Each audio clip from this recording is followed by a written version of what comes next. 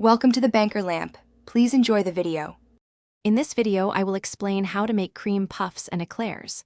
First, gather your ingredients: water, butter, flour, and eggs. Combine water and butter in a saucepan, bringing it to a rolling boil. Quickly add the flour all at once, stirring vigorously until a smooth dough forms. This initial cooking step is crucial for developing the right texture and ensuring your pastry puffs up beautifully in the oven.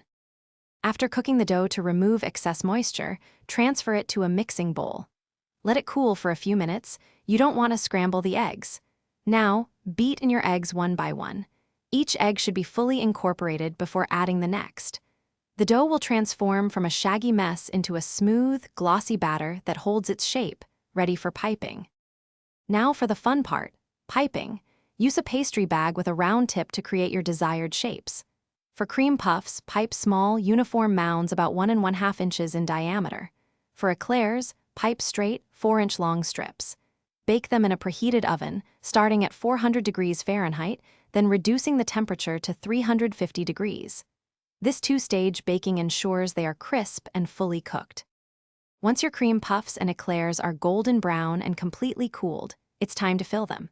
You can use a variety of fillings, from classic vanilla pastry cream to light whipped cream or even a rich chocolate mousse.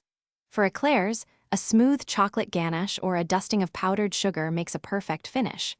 Remember to check the description for a link to a great book that can help you with your finances, along with other deals. Enjoy your homemade treats.